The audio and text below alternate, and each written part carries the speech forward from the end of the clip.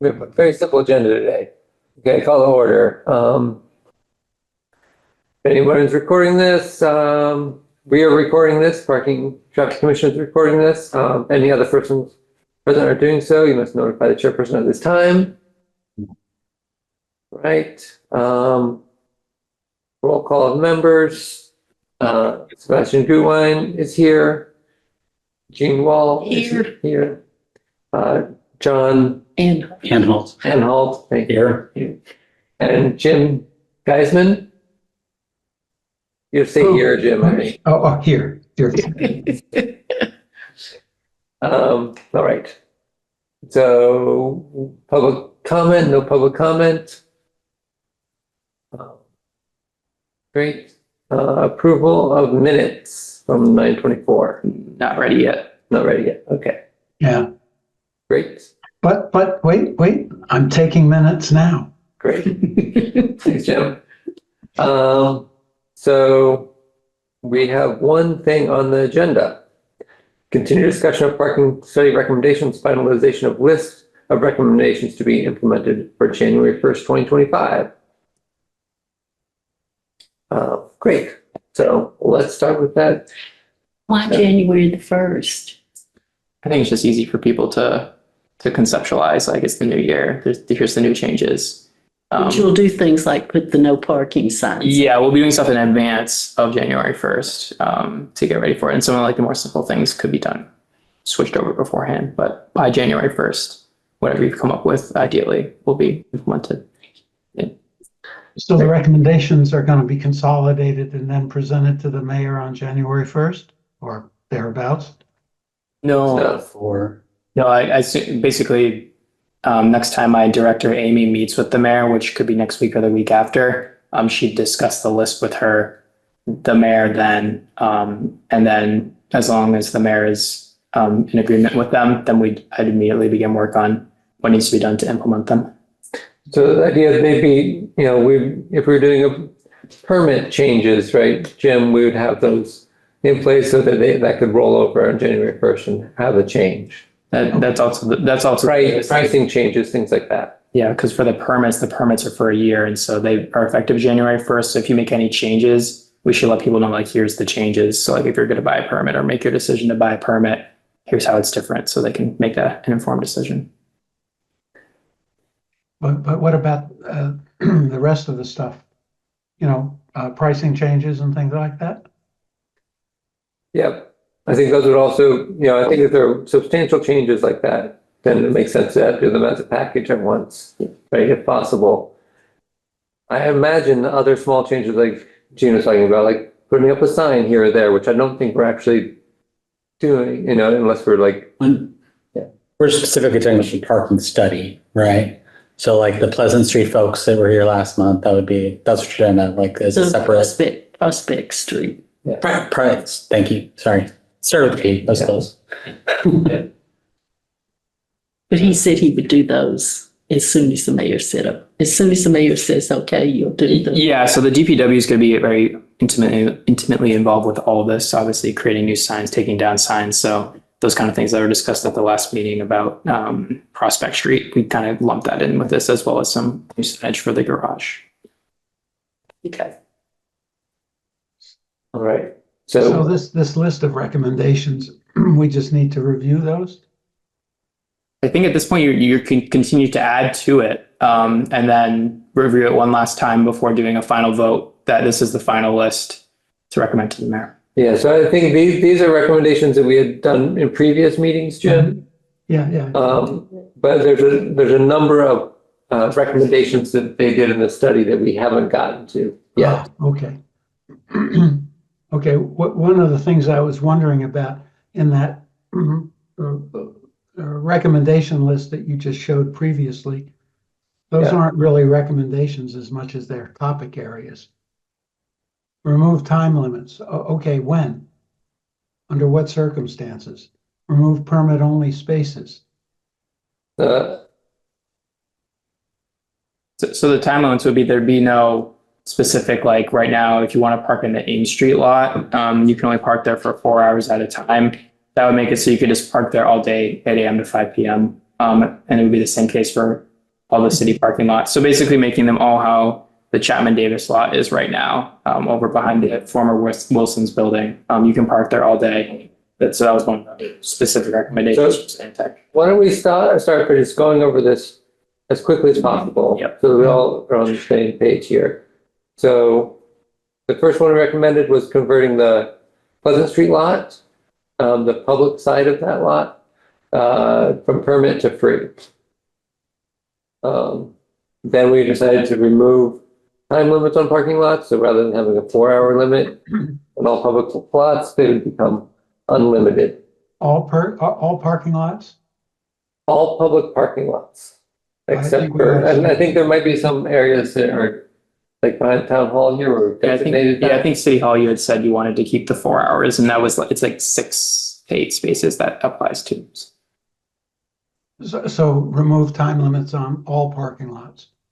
Yeah. Okay. So, and then here's a big change, remove permit-only spaces, then allow permit holders to park in any city lot besides the library lot and parking garage. Permit holders will continue to have to pay for on-street parking as they do now. Yep. So basically, we're saying it's one big pool, there's no two separate sections of the parking lot, Remind me, the parking garage thing was because the parking garage has a different permit? different permit. And I think, 2 separate systems. There was a reason. We can't charge for yearly parking. Yeah, the parking garage ones are monthly. Yeah, And the physical ones, there's no physical one associated with the parking garage. The physical ones you can park in regular city parking lots are for a year. So yeah, it's just. and there was a legal reason for Yeah, that. And it I don't was- remember what it was. It was legal that you couldn't sell a permit for a year in the parking garage. Yeah. You know, Maybe it had something to do with some of the funding we used for the garage. or something. Something, yeah, I don't remember what it was. I We was got thinking some about transportation. Yeah, I don't remember what the legal reason was. Okay, well, thank you, sorry. So they can park behind City Hall then, unless we take it out. They can't park behind City Hall, yes. They can now, at least on that one half. But now public can park on that other half too, because it's not only, so that's a good thing. I would guess so. Yeah, it'd be a good thing. We'd be expanding the area that the non-permit holders could park. But it would be like the permit holders wouldn't be guaranteed a spot But if, essentially in there. but if we said the ones behind City Hall have to be 4 hours, then that takes them out of the stream of places they could park. Well, there'd just be a small number of spaces behind here. Okay, so I'm Yeah, it would take it out. I'm just pointing out that you have to differentiate between the two. Yeah, so where, in City Hall where they currently are, there's currently public parking is 4 hours, right? Behind. So I think when you go out the door, the side door, there's like 10 spots right there. I think those are 4 hours. Yeah. And then the row across is like 15, there's a bunch of those are 15-minute parking. 30 minutes. Yeah, so Is it 30? Okay. these ones right here are the 4-hour ones. These ones right here are the 30-minute ones. And then these ones are the ones that are currently permit. Yeah. So, and then, but some of those ones that were used that are 30-minute are like the mayor or Yeah. there's some designated spots there. Yeah. Yeah, there's 3 designated spots. And then at the left side of the screen, a couple of those are used by like the VSO and assessors and stuff. So I think I would so do we want to, in the recommendation, write that carve out in there? That maintain the 4 hours, the 4-hour spot directly behind City Hall and the half hour? I would say the simplest on the bullet that says remove time limits on parking lots. I think if you put except City Hall lot, I think that'd be the simplest way to tackle it.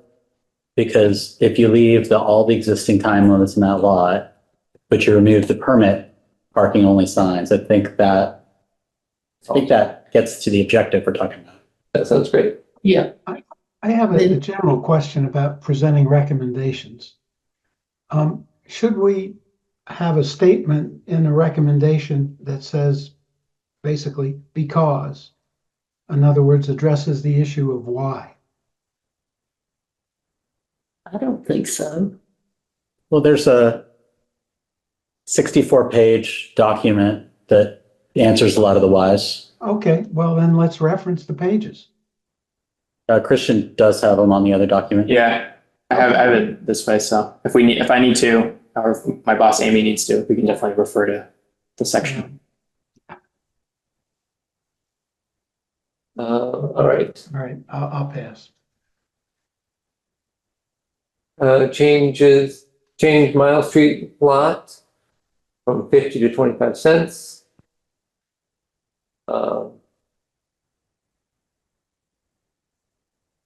So consider changing price on Main Street when Main Street improvement happens. So this is a response to a recommendation. And we're saying, great, let's not do this now because of the complications of doing that change. Yeah. I think a more appropriate wording or clear wording would be consider deferring changes to Main Street, you know? I mean, do you guys agree? I just, Yeah. like, that kind of gets to the why, Jim, Yeah, right? We're saying they're gonna tear up Main Street and do a bunch of construction, so. no, I Tackle it think that makes sense, because what I anticipate is somebody saying to the mayor, well, why'd you recommend that? Or to Amy, why? What's that? Oh, it's in the parking study. I mean, Well, what would you say about the Pleasant Street lot converted from permit to free? Why? okay, why are we doing it? We're making more spaces available to the general public and not restricting it to permits. Yeah, I'd also say a lack of utilization by permit holders parking there. It's usually 1 or 2 people max. So I think that's Christian's job, like, and I think we can trust him to do that, right? He's been here for almost all the meetings, and Okay. he's, you know, it's his job to prep his boss to discuss it with the mayor. That's fine. All I'm pointing out is that when you present recommendations, it's always useful to say why. Yeah. Sure. That's all. So if Christian has questions about why, he can bring them back to us. Yeah, sure. Okay.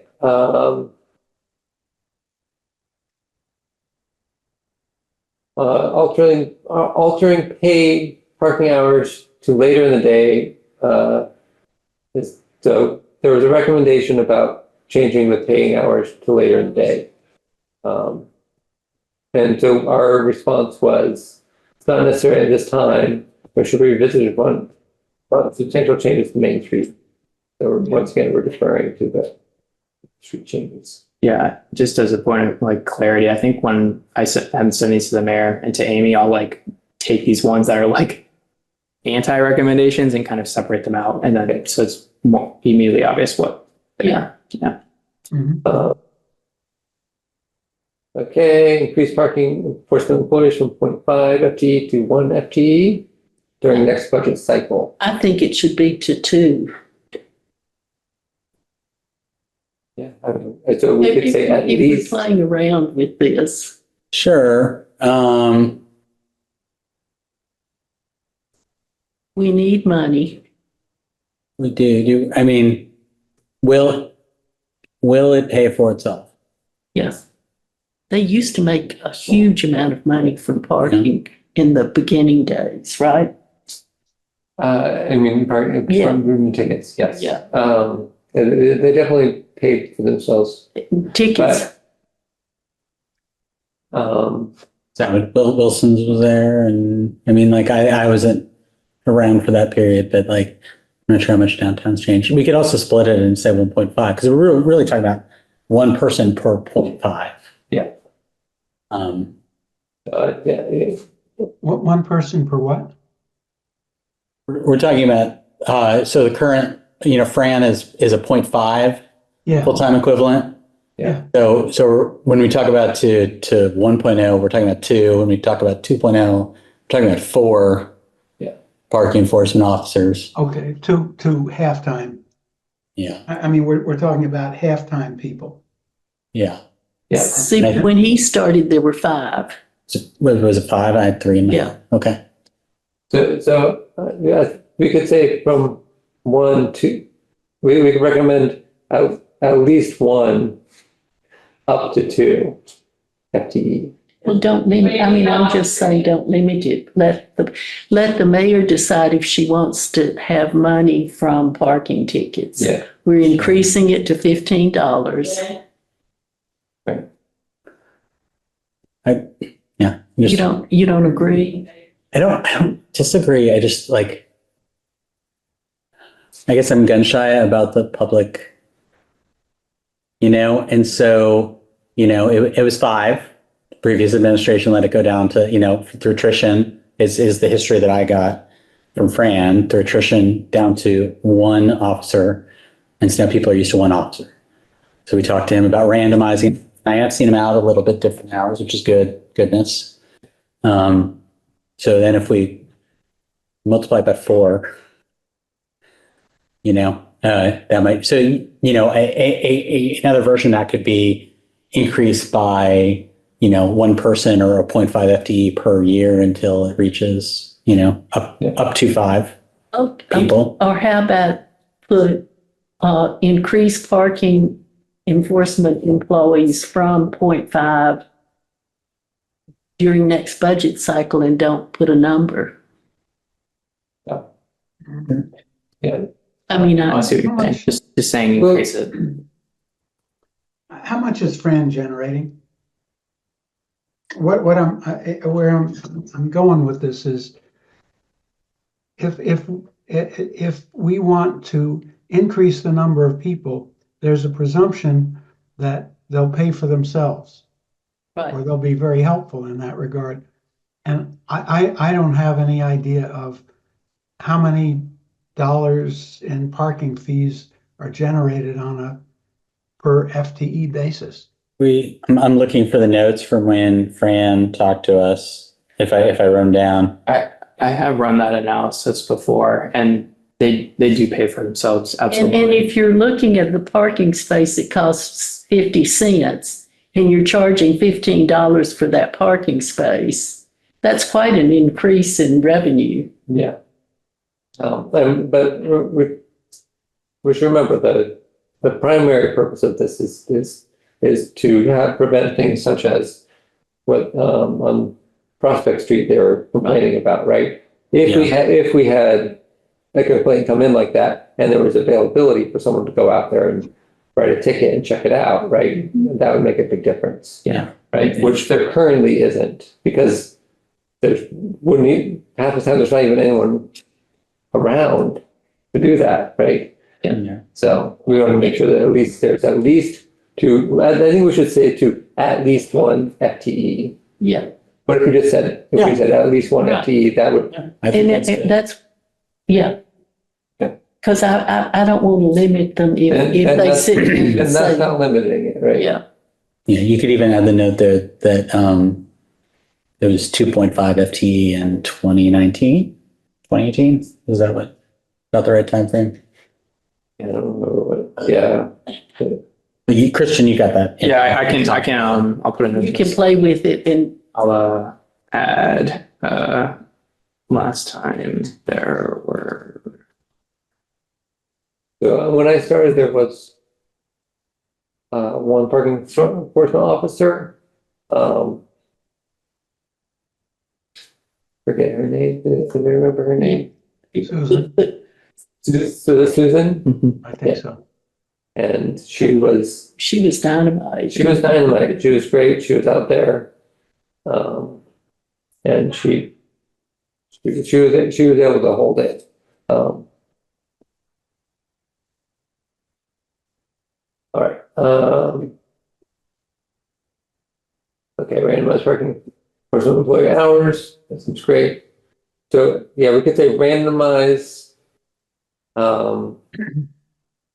Randomize we could say increase parking enforcement officers to have full coverage, or, at least, I don't know, we can keep it I randomized. think, and it's not just hours, right? It's locations. Yeah. So I've seen them out of different hours, but I haven't seen them out of different locations. Now that's just circumstantial, Right, yeah. right? Like he works out of City Hall. City Hall's in the center of town. That's where I'm most likely to be.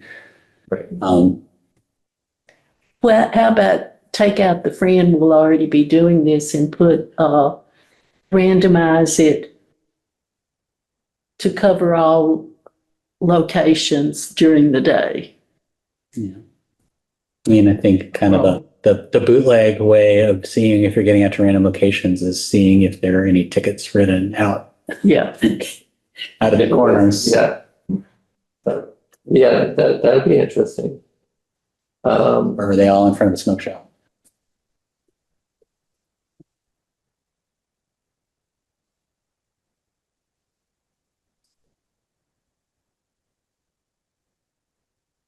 I have a question about the citation prices.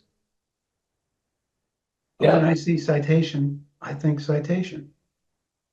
Doesn't matter whether you're in a handicap, fire, in front of a fire. There's a legal law on handicap, and that's $250. So we don't have to put that in there. but yeah, I think you're right, Jim, that this is a very particular citation. So if we're not paying meter slash. Yeah, good. Yeah. Ticket fees is the verbiage they use in the study. Yeah. Garage.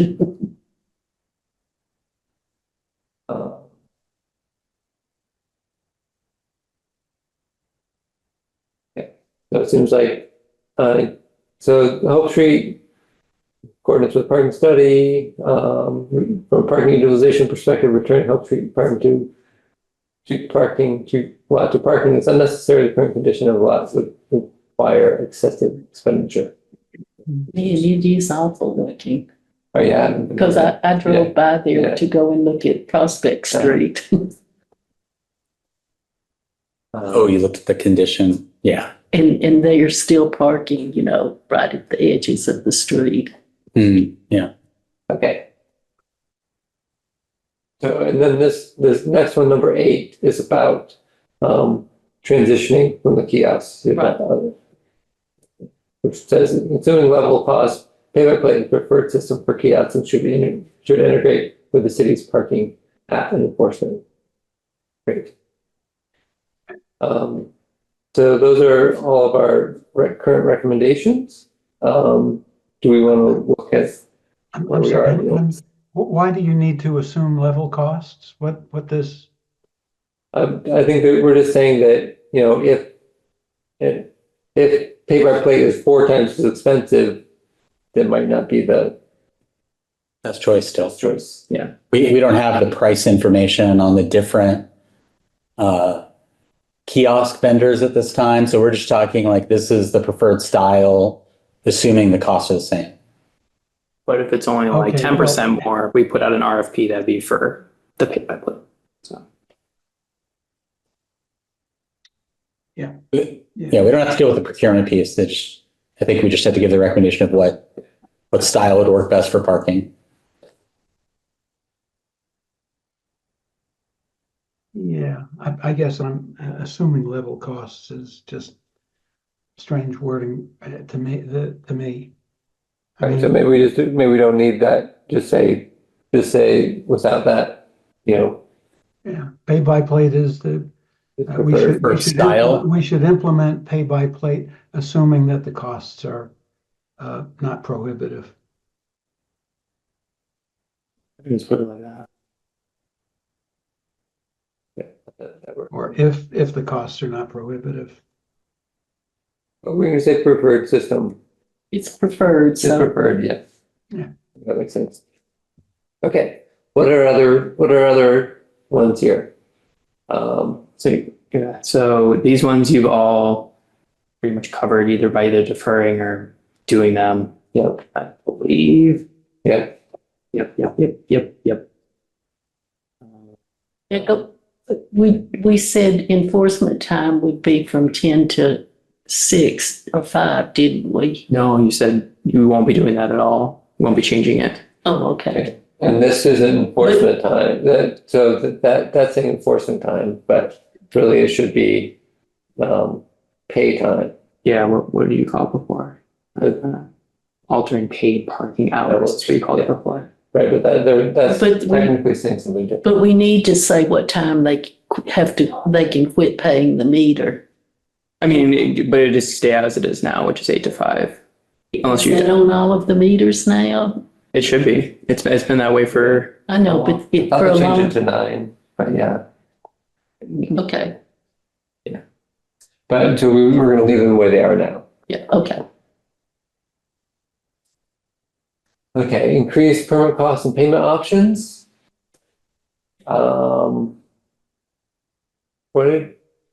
Did we talk about this yet? I remember talking to us about it once, but I don't remember that we came to a recommendation. We kind of got sidestepped into all the like, could you do a weekly? Could you do a yearly? Could you do a digital? so I will say, we did make the permits available quarterly, and there was almost no uptake, at least according to the. But if we raise it to $500 a year, I suspect that it will be necessary to make them available. On a monthly basis? Or the, I thought we had some administration issues with Well, all of monthly the finance people are gone, so we're now ready to it's start. not true.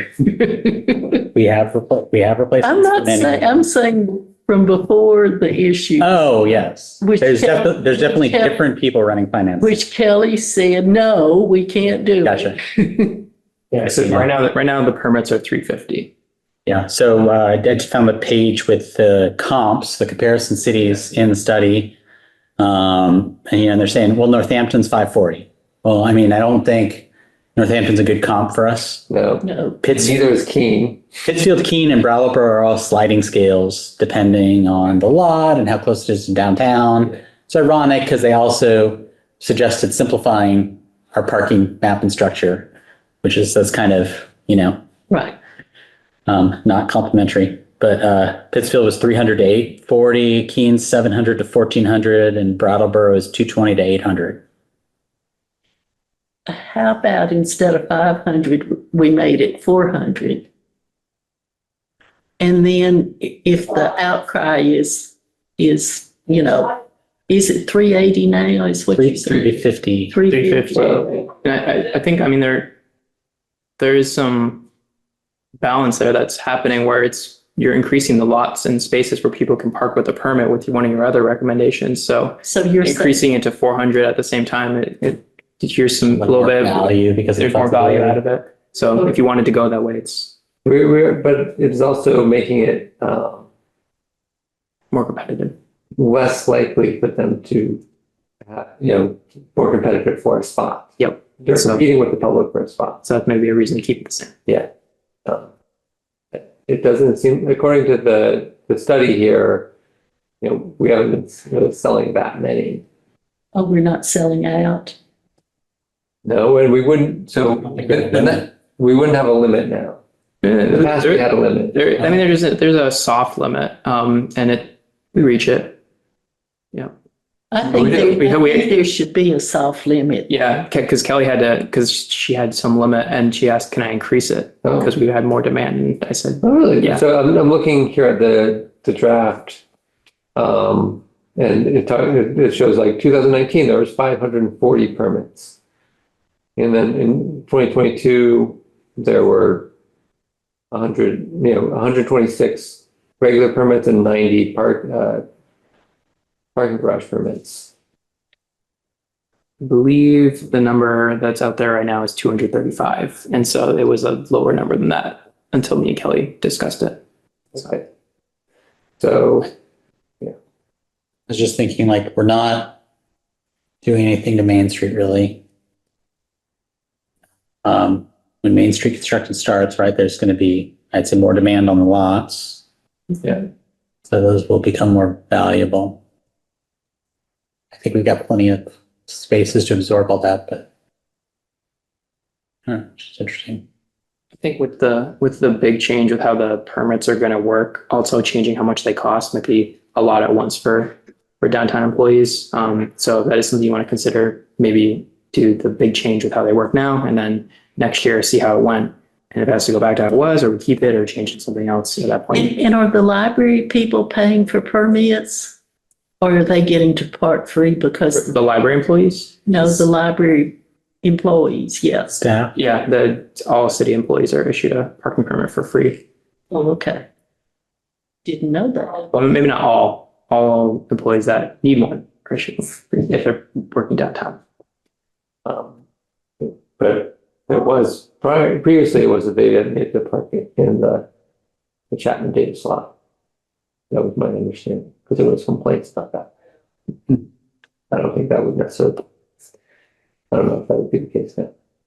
So do we want to increase the permit cost or leave it the same?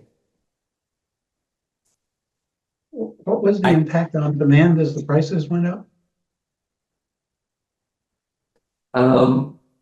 It's unclear because so much has changed over the years. Like when I first started here, it was a system that we're talking about, and I think it was $200 for the year. But then we switched it to where it was actually there was like different prices for different. Yeah, lots you and had stuff. permits for specific lots for a bit. Yeah, there's permits for specific lots. And then I think it went down to one price for all lots, but in sections of lots. So, But before, there was more demand for parking spaces than there is now. yes. Much more demand. Yeah. They went out and counted them and figured out. I'm leaning more towards leaving it the same price. Right? We didn't change the meter costs. I'd like to see an increase in enforcement rather than an increase on the cost for the people who are being honest. Okay, Sounds good to me. sounds good to me. Jim? Yeah, I agree with that. But you know, that's an assumption that we'll get the increased enforcement. So we'll keep them the same. I'm sorry? Yes, sounds great. All right.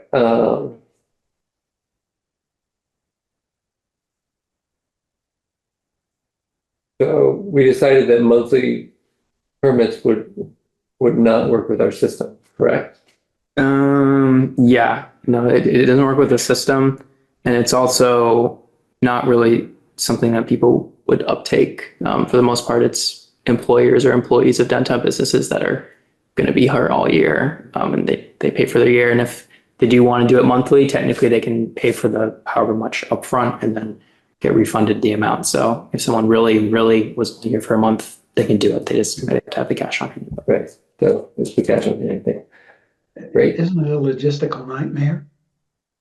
The monthly thing. Yeah. Yeah. Yeah, it'd be very difficult for enforcement. Because if someone's expired and they have it in their window, how do you immediately tell without having to type every single one in? So So I think we just keep it to a year, and if you want to keep the costs where it was, sure. Well, we have quarterly now, which seems, Okay. is that working? I mean, not a lot of purchases. I guess I'll work with the new staff in the treasurer's office and talk it over with them, but I guess keep it just by only a few of them. Because it literally just a matter of buying different colored ones from the vendor. So Yeah. you can always just buy a dozen or whatever. Sounds good. Well, would you have to change everybody's quarterly? Just the one, no, there'd be one that's for the year. Yeah, there's Be a certain color. And then the others would be a different Yeah. color. Yeah. Yes, it'll be 5 colors. You just write on there, 24 Q3 something.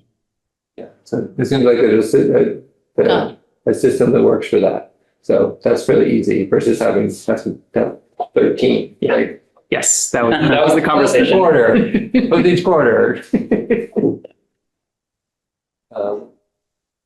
Okay, great. Well, since the first violation free, since we don't have anybody ticketing, I don't think it should be free. If they get a ticket, they deserve it. I agree with that. The first violation, free. Okay, let's start with the number, let's start with the consistency of information. Improving parking map. We have done. It's definitely gotten better. Okay, And it will get better now that things are getting simplified. okay, Um, great. Yeah. Great. The physical signs, will get better as well, a bit, but we're not going to redo every single sign at this point. We're just changing what we need to implement these recommendations. So And until Main Street's fixed, it's all going to change when Main Street is under construction anyway, so we don't need to get involved in the, Yeah, this is like the least of my concerns. I think I've never seen a parking map in any other city right. I've been to or lived in. So like also like if this would prevent us from doing other logical, effective things to parking, then I would say we just get rid of the map and problem solved. Like you don't go to New York City and you're like, where's the parking map? Like really, subway maps aren't enough. Right. So I feel like, great, let's do that. We can. So you're getting rid of the warning, basically. The first violation free is a warning. Wait, no, Jim, so we're on, improving the parking map. So, which I think our yeah, conclusion is that Christian will continue to improve we're leaving it in Christian's hands to continue to improve the parking map and to make changes to signs as needed. Yep. How's I that? hesitate to suggest getting rid of it. Kind of stuff.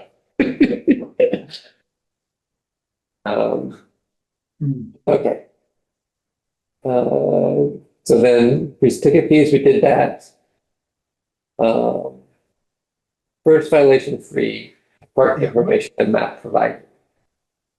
How? I really like this keep track recommendation of that? for that thing.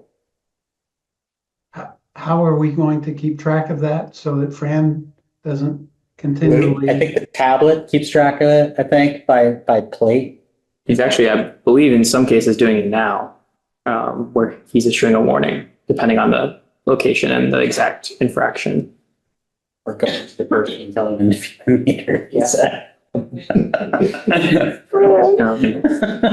Nice, Fran. I can't remember the exact reasoning behind this in the parking study or from Jason's from Stantec's presentation, but when I think about it, it's for the most part people that live in Greenfield get pretty familiar with our rules and figure them out, and maybe they'll get a warning at some point, but then ever after that they'll always be on the hook. I think this is for people that are visiting Greenfield for the first time and they didn't go look at our parking map, and their first encounter with Greenfield could potentially be getting a $15 ticket, which for some people that's a lot. And so we never want to do that. Psychologically, it just like pisses them off and And you're like, then okay, go back to Greenfield. yeah, I'm not going back to Greenfield. I got a ticket there. But giving them a warning and giving them a map, and then next time they'll be like, oh, okay, I can go park there for free in the Pleasant one. So it's not really that Yeah. the first violation is free, it's that it is a warning. Yes. Yes. That's fine if that's group consensus. I think it's like, I mean, I would never in a million years expect that anywhere. There you go. And parking's easy. Parking's easy. Parking meter, like there's a sign. I don't need a map. Find a spot. Look at the curb color. Look at the sign. Find the meter. Put the money in. It's like a gumball machine. Like it's, a 5-year-old could do it. Like this is people who got caught and got mad. But Or, well, there's, you don't have to pay at Turner's Falls. Why do I have to pay here? By complaining or. And So, I hear. but, Yeah. that's fine. If that's the standard and the group, All right, does the group feel that way? I'm for the warning. Anybody else? You wait on me? I think it's unnecessary. Unnecessary, okay. Me too. Jim? What do you think? I'm puzzling over visitors to Greenfield and what they're gonna see. Yeah, I don't think there's any good way of dealing with this. I think, if you violate the rules, you don't get a warning, you get a ticket. It's not as if it's rocket science. Well, no, well, actually, the software behind all this parking stuff is rocket science. But aside from that, people who come here and they park illegally, however you want to define that, they ought to get fined. And if it leaves a bad taste in their mouth, I'm not sure that is correct. I mean, whenever I've gotten a ticket in NoHo, oh shit, I pay it. Yeah. And well, how would you have felt, Jim, if you'd gotten a warning instead? Oh, you're flipping it.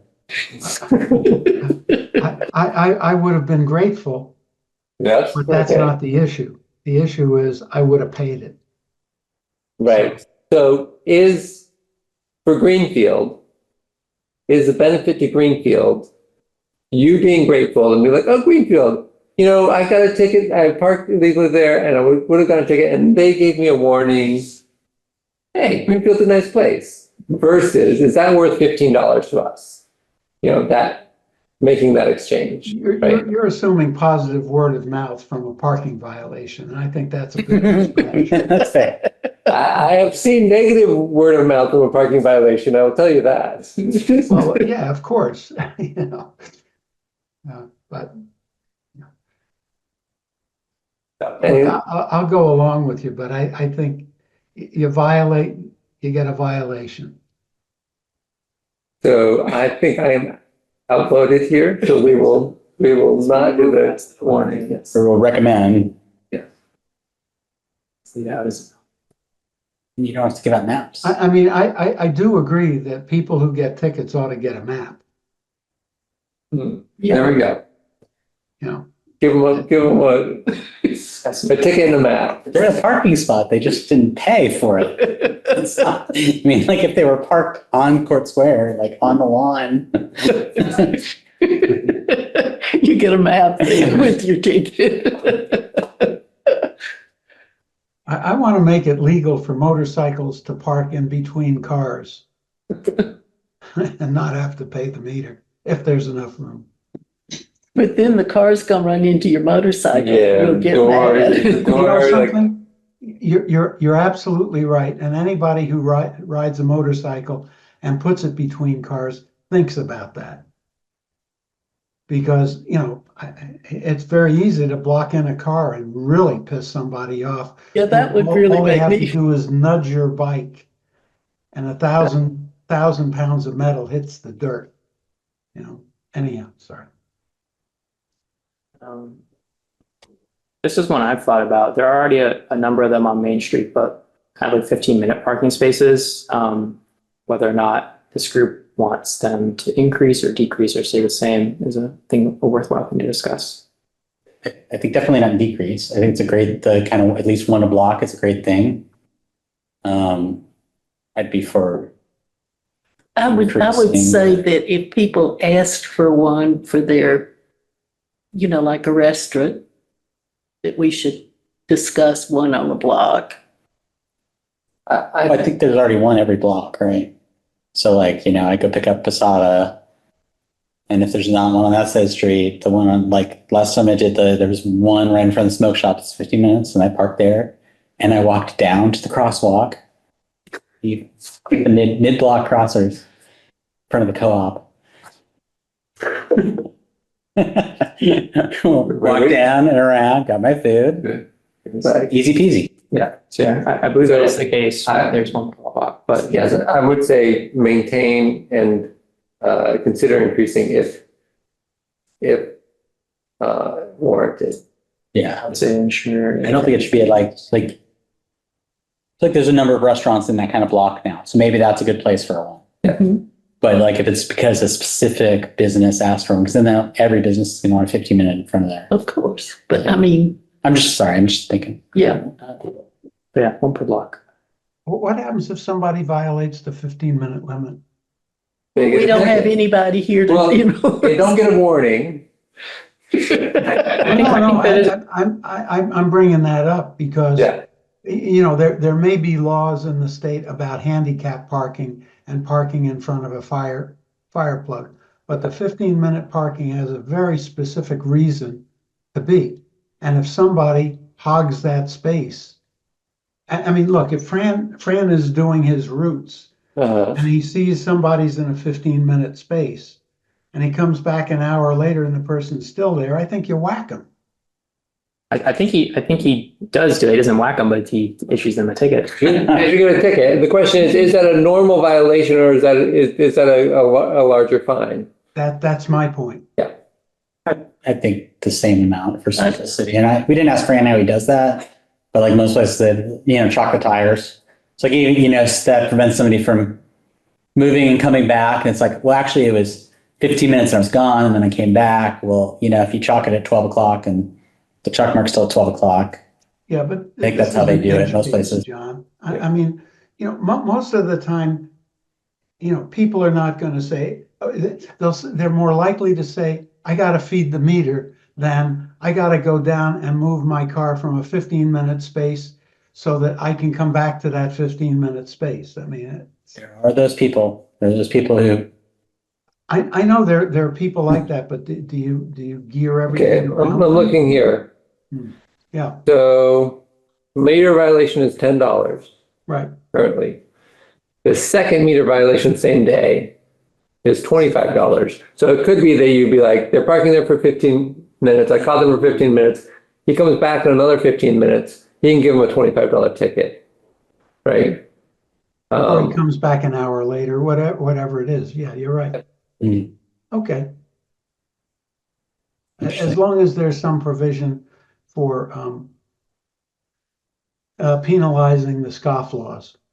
Yeah, so there's a time limit violation for $30, Mhm. which that 15-minute could be a time limit violation. Agreed. But I didn't know a time limit violation was $30. I thought it was Yeah. 15 or 10. A meter violation is 10. Uh-huh. Oh, I'm sorry. Okay. Yeah. Okay. That's good. Oh, sorry. Overtime violation, 15-minute limit, 25. It's on here as 25. Okay. That's good.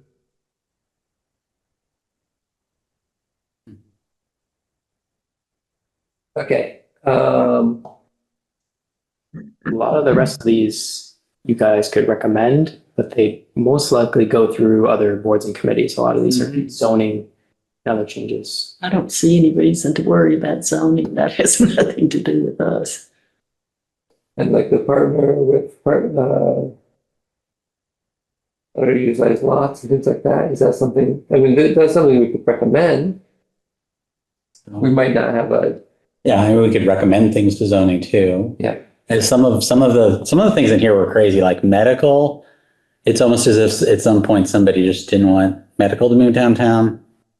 It was something. Yeah. It was something like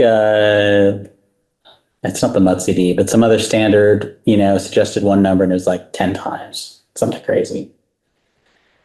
Oh.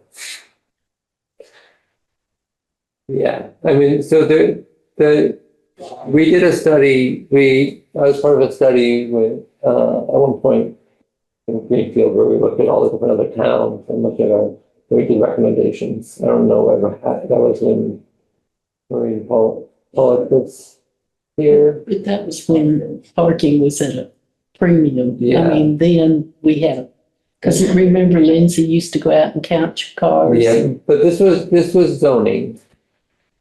So this was like, when we did a bunch of recommendations for changing the zoning requirements.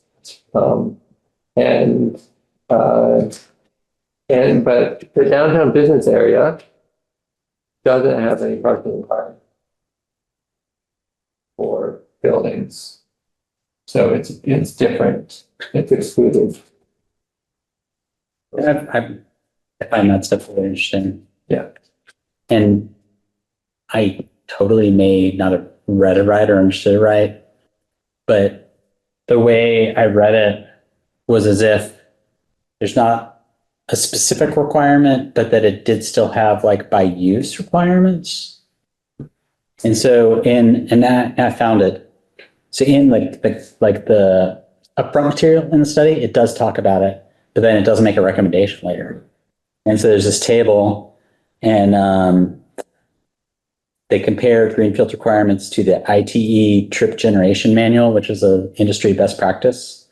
And so, so the worst case here was medical office, and it's 5 spaces per practitioner, and the best practice is 1.2. So 413% higher. Right, that seems like a lot. So do we want to recommend addressing parking zoning? Because I mean, when we were looking at it, it was a lot like, okay, if you're doing making a 2-family house in Greenfield, right, or a 3-family house in Greenfield, it was like it got prohibited pretty quickly as far as the number of parking spaces you needed, et cetera. And we were like, okay, that's not what we want to encourage necessarily. Exactly. So I mean, we recommended change that, bring that number down significantly. So we could not do specific recommendations, but we could do a recommendation that says, you know, consider changing parking requirements to bring them closer to that standard that you talked about, something like that. Yeah, right. There are 5 cases they have here, and the only one where we're less than the standard is residential, where we're 1 space per unit, and they recommend 1.15. Right. I think it was 1.5, but we might have changed, that process might have changed it to 1. But the others are all still higher, Okay. right? Because you get these, parking used to be used in exclusionary zoning a lot. Yeah. And so they all got high, and then we all go on housing and we lower that one, but office, medical, retail, and restaurant are all still well higher than the average. So yeah, that's it right there. So you could say, recommend, appropriate committee, examine zoning parking requirements to match IT trip generation manual or best practice or less for a use case or something. You Something notice like that this is only, we're talking about not downtown. There's no minimums. Yeah. There's no minimums in downtown. Okay. Like I said, the way I read it, it was confusing for the downtown area. Yeah, so those Uses are exempt from providing off-street parking. Oh, yeah, see, even here it says, and mixed uses are exempt from providing off-street parking for residential uses. So if you built a mix, like, let's say you want to build mixed use on the Hope Street lot. I don't think there's any parking requirements. Yeah, if it's in the central commercial district, there's no requirements. I'm This doesn't mean assuming they're that's not going to, they will do what they need to do Sure. to make it viable for themselves, right? But Yeah. we're not saying you have to do at least this much. So this idea. I don't think we need mixed use. We've got enough retail space, but. if it's in this purple, Okay. it's there's no parking minimums. And we've got the parking garage. Sure. I still, I mean, right, committee vote or whatever, I still think we should make a recommendation that they look at that because, I agree. Right. well, there's parking requirements in the health district. And so let's say you know, Bay Street needs to build a medical office building to stay viable, and they've got to build 5 spaces per practitioner when the standard's 1.2. That's not going to be good for the And health of our city. and practitioners are doing more virtual meetings, right? Or whatever it is. You don't. I think it's a good idea to Yeah. have them. They should examine it all, examine against the standard. at Yeah, I least. think anytime we can reinforce, this should be looked at. That makes, because basically the parking study, they're not recommending that, but they're saying, look at this. Yeah, then they didn't touch it there very well. But if we can then say, hey, tell the mayor, hey, send the zoning, make sure it brings it back up, right? Medical, office, retail, and restaurant. Really, those are just examples of it. Could be, there could be 20 other ones, but As we're talking about this, I'm wondering about validated parking. In other words, somebody parks, goes into a place, winds up overstaying the meter, and all they have to do is attach the validated parking to the ticket, if there is one. that might be a good question for whatever future system we get. If we're getting ready to change systems, parking systems, potentially, like that would be a question of what Okay, well, What features going the new back system to has? going back to the comment about leaving a bad taste in your mouth, that just raises the issue of validated parking. Makes it nice to do business with whoever is validating the parking, and either minimizes your cost or allows you to get out of a ticket. Right. How could that work? If So I was, because validated parking comes up random places all the time. And for the most part, the way Jim is talking about it is when there's like a gate, like at a physical parking garage, and they hand you a thing so you can exit and it's for free. Otherwise you'd have to pay at that time when you're leaving. The only way I've seen that it could possibly work for Greenfield, and this would be complicated and would require buy-in from businesses, would be for when you're checking out from the business, you present them with either your slip from the kiosk or you show them the app and they take off the amount from your bill that was your parking. So it would require them to be willing to do that. what about it? There is another option. All they need is your license plate number. They could just as easily, put.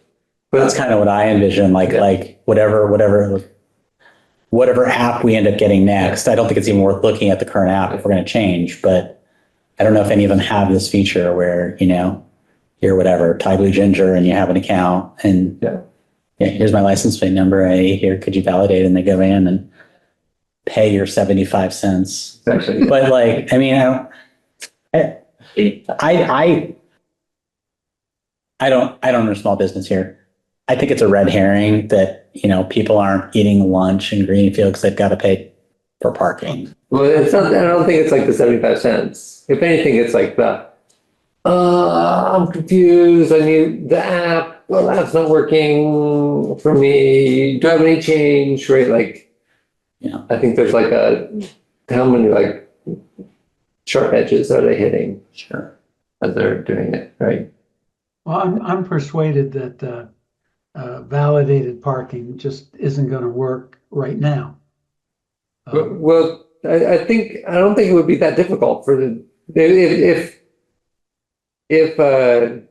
business was interested in that. Like, I don't think they need to do anything other than put in the license plate number and pay it, right? If like, is there, You're saying right? Like, all they have to do is like, they just have Okay. they have an iPad with with the app open for all their customers that walk in. yeah, Yeah. and they just put in their license plate number and say, great, well, I'm parking here Yeah, they for the next hour, and they automatically get charged, right? I think it'd be a great question. I think it should not be a requirement, but it would be an interesting option to investigate for the next vendor. And then offer it to the business people, but not tell the general public. I mean, the business owners should, Frankly, what I envision would be a business complaining about they're not getting business parking, and then you offer this option for them to pay for the parking, and they're not interested in that either. right. Right? Everybody wants free parking. I'd run it by the GPA to see if it makes any sense at all. But I think it's too early to do that until I we have. agree. I agree with you. So this is a side topic. I think we should put this on a different agenda. Yeah, yeah. Run out of time. I think My notes. notes for other agendas. I think it's a great idea. I think it's an interesting idea, Jim, and I think at this point with the technology, it's actually way easier than it used to be. It should be. It should be way easier.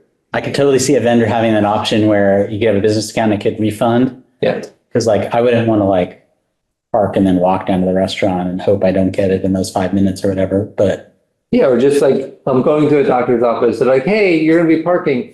Send us you're going to be here at this time. Send us your license plate number and we'll have it all set for you. sure. Right, something like that. And if you don't come, it doesn't matter. Maybe, yeah. Well, I think they would still be paying for it. Anyway, Oh, yeah, you're right. yes, But as you say, not now. no. Okay, moving on. What's our next? Let's see.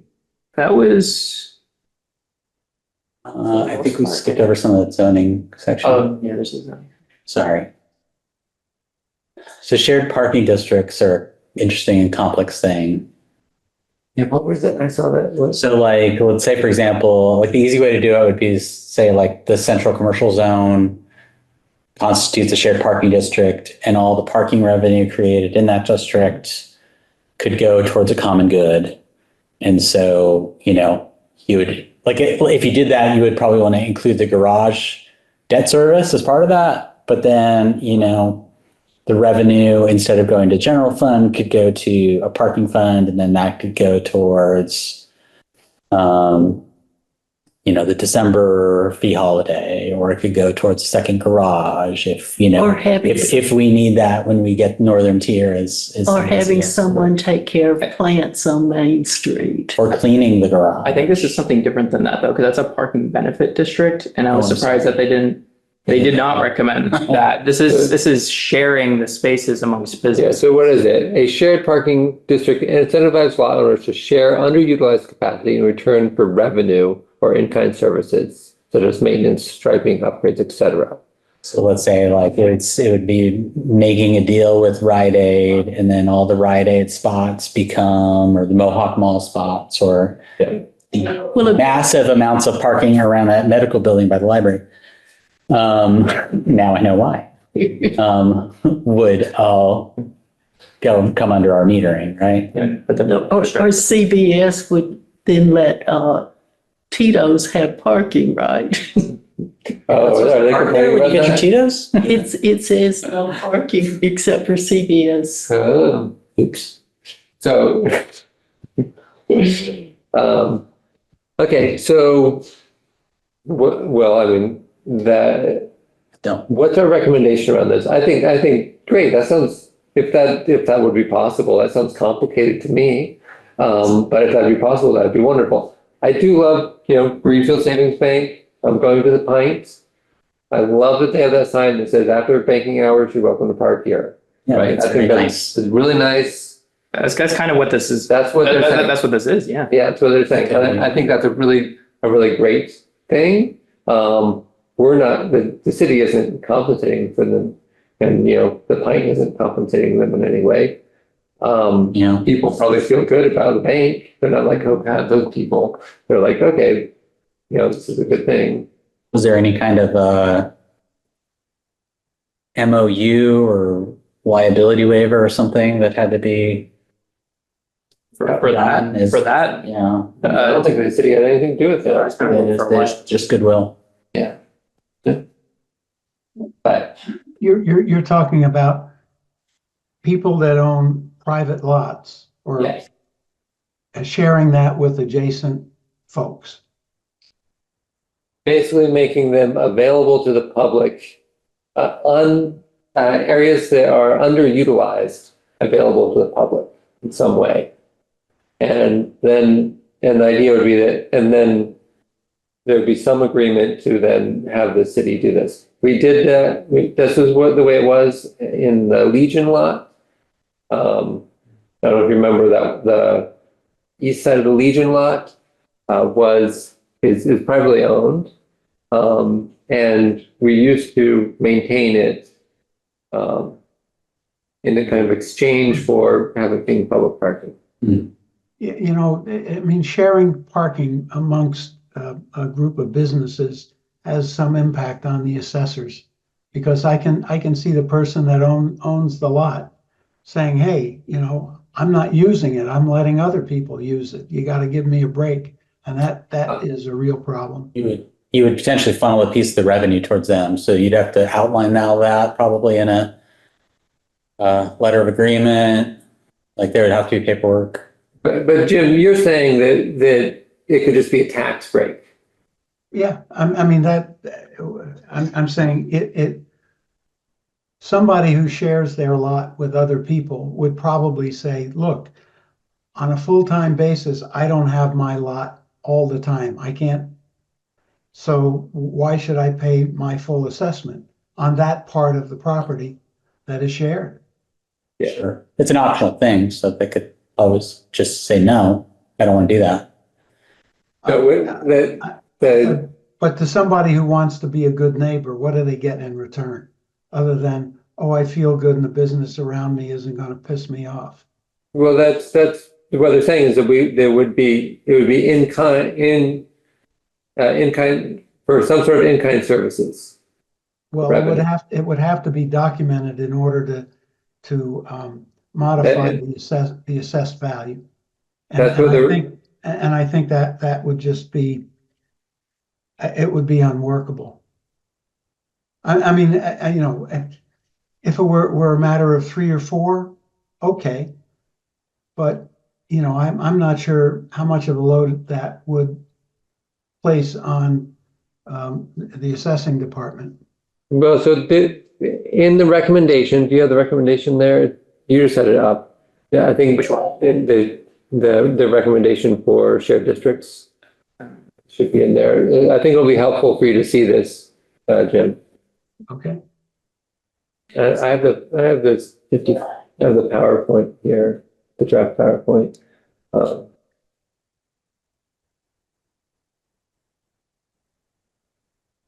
So they're just recommending an area in downtown, about 6 lots or some 7.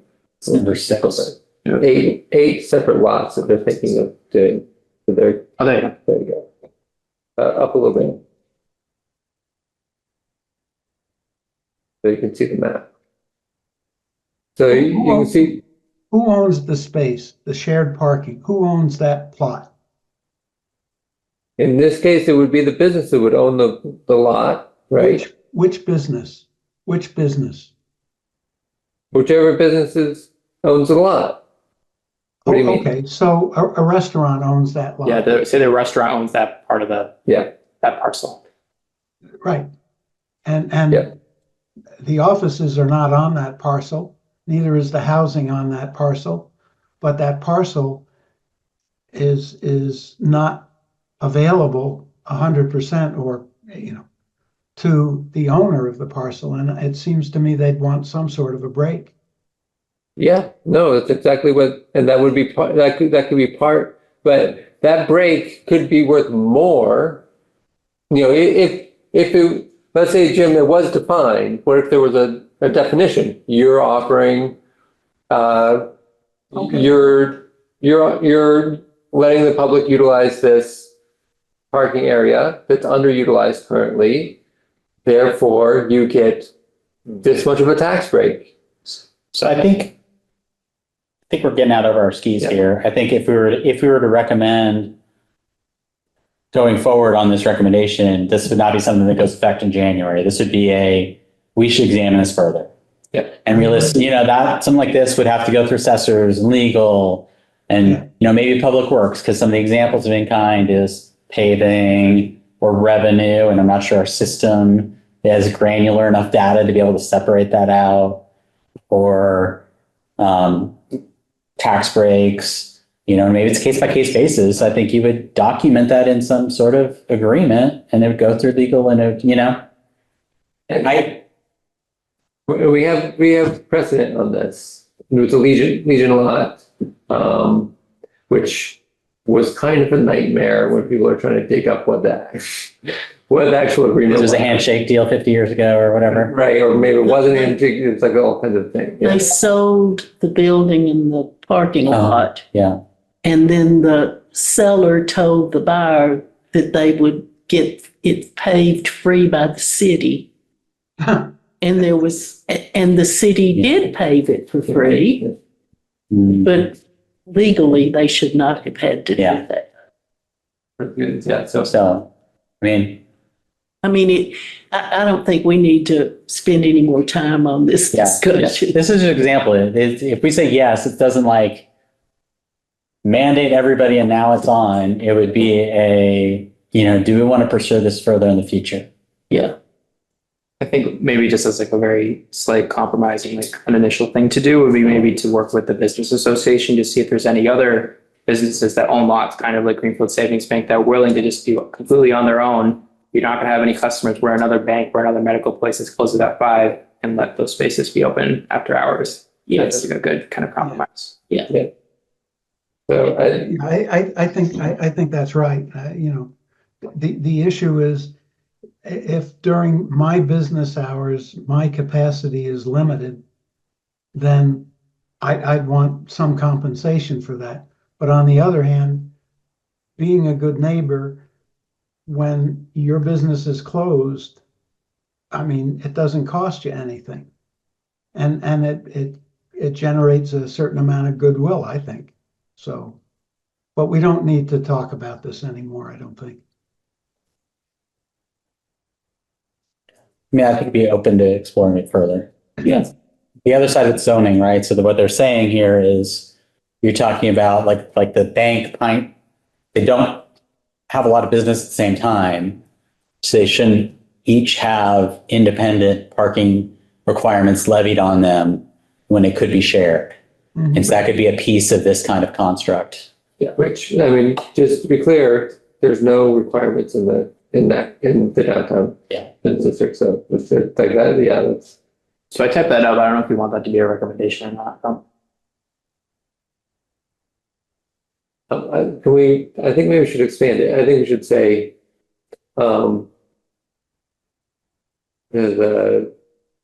we are, I think we should say explored shared district, the shared district recommendation further and consider what you had written up there previously.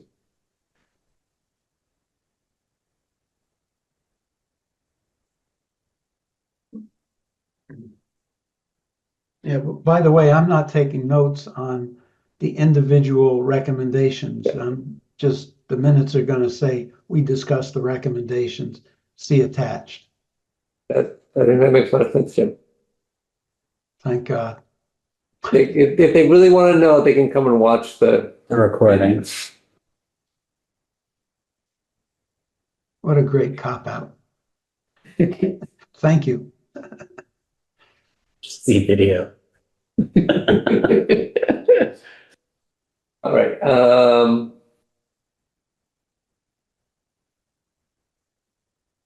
So there's what's the zoning thing. Maximizing the existing supply. Didn't they say we've got an abundance of supply? I think they did. So Yeah, we got excess capacity.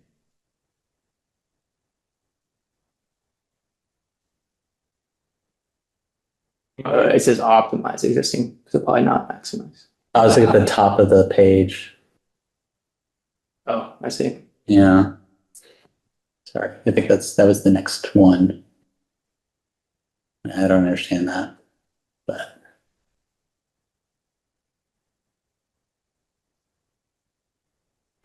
But I think that's kind of a subset of the shared parking.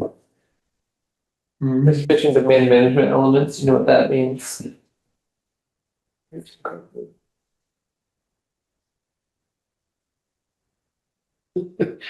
That sounds like word salad. Sure, I'm I got consultancy for that. I see it here in number, can improve use of sharing and zoning, number 7. And then those look like they're the bullets. Are they explained?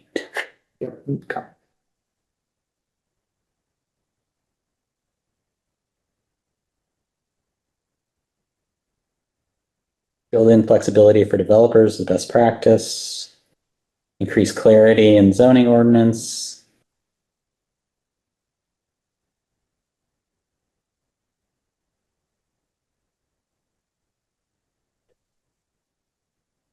However, work as part of defining a shared district. So this is, I guess this is that, like I was saying, the other half of the shared district is, right, a little pine in the bank or sharing a parking lot. Their peaks are different times, so we don't have to multiply. But if there's no parking minutes downtown, you could, take the CVS Tito's as an example. Yeah. Which I think is in a different, I think that's limited commercial, right? Commercial.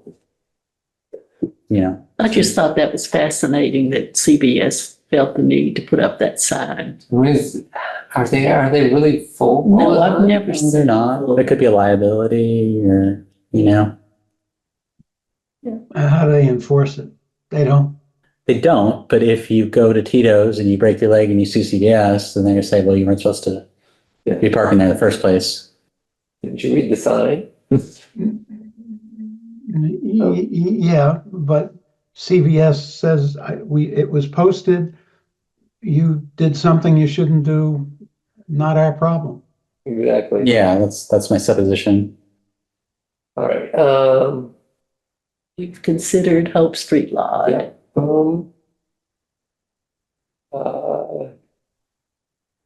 Yeah. Landscaping is an excellent idea, but we don't have any money.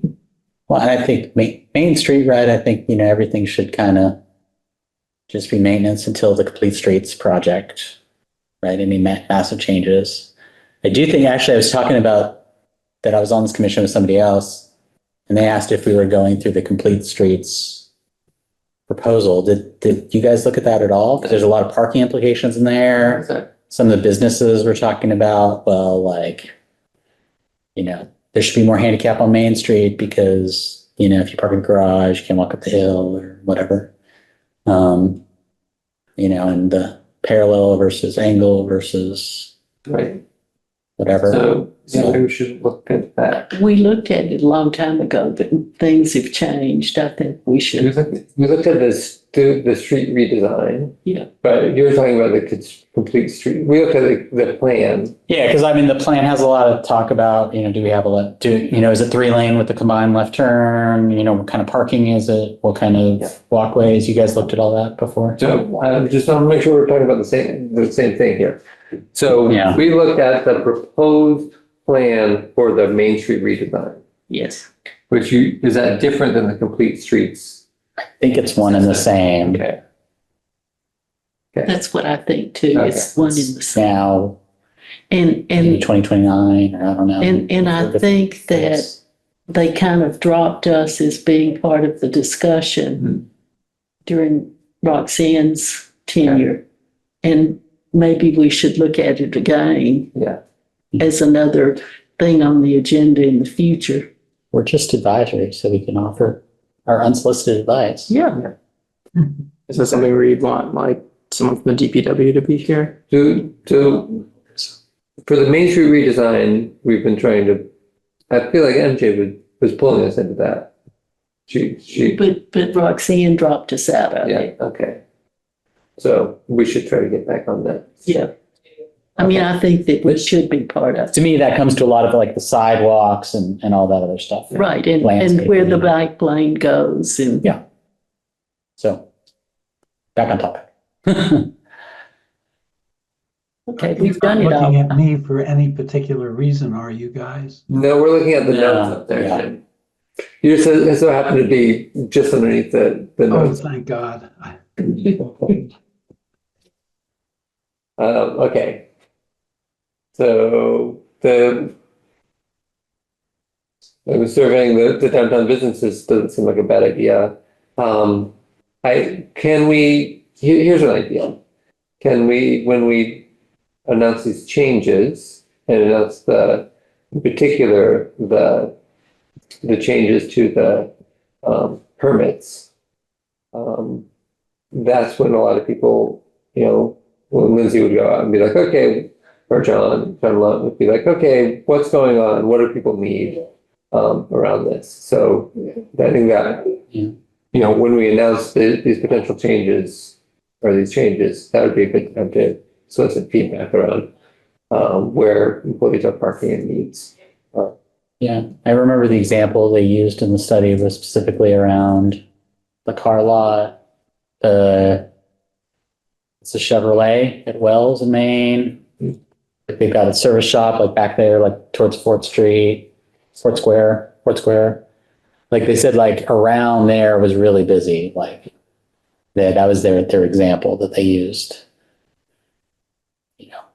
Does there need to be meters or something to make sure that those lots turn over? Where was that? Where is that? I think that's what they there. said. Yeah, what page is that? See, so the recommendation is 61. I don't know if that's where they were talking about that one spot. But they actually do say in here talking to the GBA, which I think is probably a good way to attack it. I think Hannah's kind of breathing some life into that. Maybe. 61 on the page, I don't know, it is 61 on the PDF.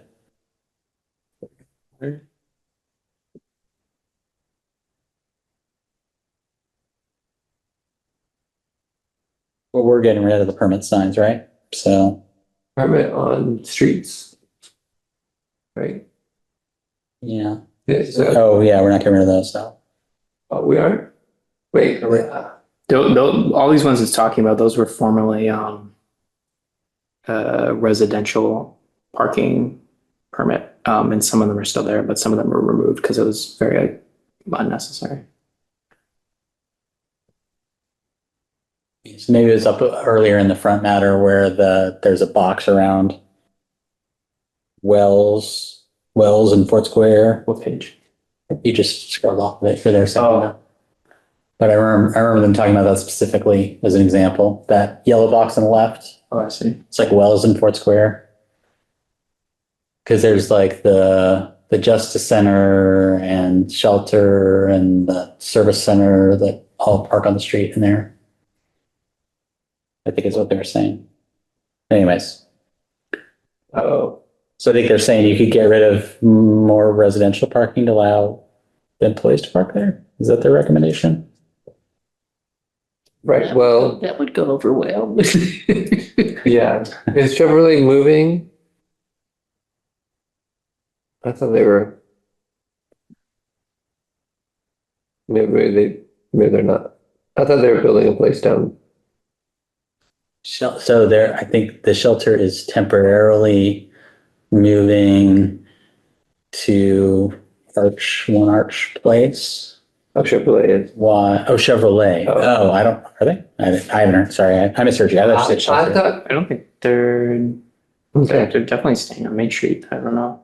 oh, they are, okay. Yeah, I mean, they have acquired other land in Greenfield to maybe expand. They own a lot closer to the Rotary now, but I don't know Right, if that's what you're thinking. I don't know if that's what you're thinking about. I was thinking, I guess that's what I'm thinking, the old, hotel lot there.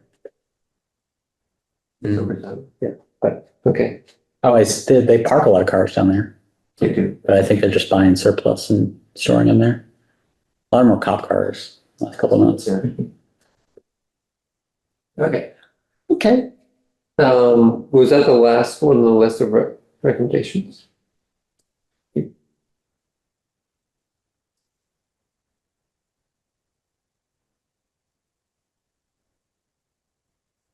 Okay, so we should, do we want to bring this to a vote? Sure. Motion. Okay. Do we have a second? second. Okay, so all in favor of recommending Any discussion? No. That's what we've been doing. That's, Yeah. you gotta go through the motions here. rules. Okay, all in favor of putting these recommendations forward to the mayor? On this list, which numbers? All? 1 through 17, all. Oh, okay. Because I see a break there and I don't know why that's there. So some of these are recommendations and some of these are reasons why we are disagreeing or not recommending to do this right now, the recommendations right now. Okay.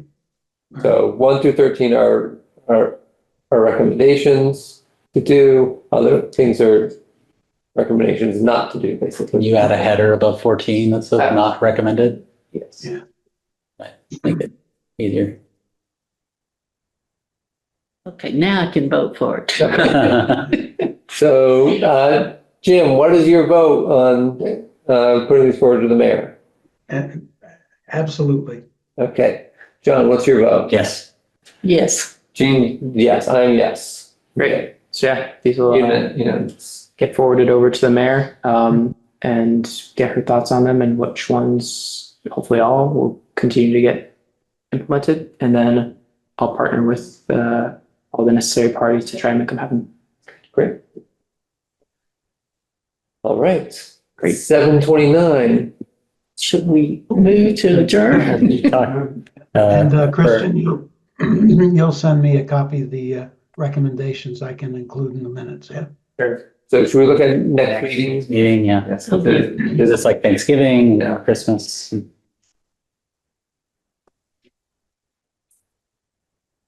So our normal one is, This was delayed, right? It's 4th Tuesday? Yeah. It's usually the 4th. Which is 2 days before Thanksgiving. so it's normally, so it would be normally the 26th. Right. I will be around. I don't know if that, so I can do that. I don't know if there's people who are going to be away. I will be here. I will have 1 to 2 children with me Okay. with no in City Hall babysitting. Okay. That's fine. I Okay. can Well, they be part of civic government. And they can find out how it works, can't they? And have opinions. Jean, are you available that day? Okay. So it seems like we can do that. Christian, are you around? Yep, I think I should be around. Okay. So the 26th is the next one? Is there anything else we want on the agenda? If there's nothing else, I would like to start talking about the safe routes to school thing. Okay, yeah. And kind of I'll put together something as kind of like a primer. And then if we're all kind of interested in it, then start talking to like the GMS principal, like shopping it around. Okay. You know, one of the things that occurred to me is, you know, forging a stronger relationship with the GBA so that there is some incentive for businesses to join the GBA because it's a great advocate and we're working through them, gathering information, you know, that sort of thing. Historically, there's always been someone from the GBA on the commission. Well, there isn't now. There isn't that. So, and we do have an opening. Yeah, but I you know, I mean, unless there's a designated, you know, the president of the GBA is on the commission, then I think, you know, just as a policy issue, you know, we are trying to strengthen ties with the GBA through through parking as a way to build our business base and make the GBA more attractive. You get the idea. Yeah. I hope. Also certainly helps buy-in. That's always like a big question. Is the downtown business effects? So anyway, we could, You could recommend to the mayor that the GBA somebody from that be named to this commission. So that takes care of that. yes. Yeah. I don't know, has anyone talked to Jeff lately? I think he's still finishing up the Oh, yeah. the housing study, which is preventing him from serving on this specific board, because it's not designated a special municipal committee, so he cannot serve on it while doing a contract. So. It's so silly, but he can sit on planning because it is special, but Yeah. planning has way more power than we do. Yeah. We have zero power, but, So I'll reach out to it. Yeah. I'm not opposed to having someone from the GB on here. yeah, but Jeff We need is green to- we space, need yeah. him back. I think he'd be great, so. They presented the final version a while ago, maybe 6 weeks ago. That's what kicked off all the ADU and other stuff. But I guess the period of performance isn't over yet for his. Yeah, there's some things he's Wrapped some up. additional tests that he's finishing. Okay. Yeah. Cool.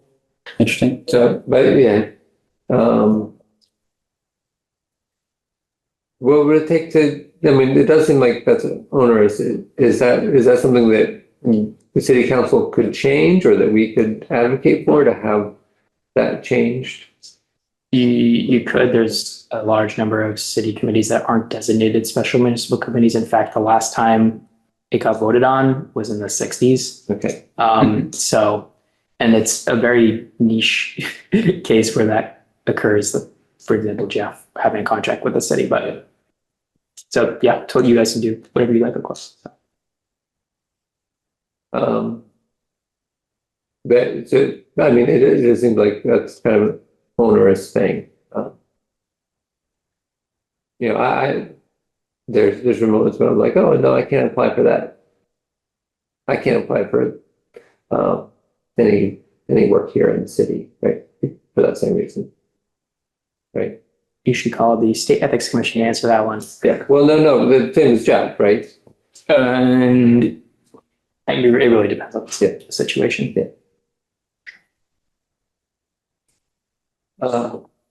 Move to adjourn. Move to adjourn, yes. It's that requires no discussion. Any second?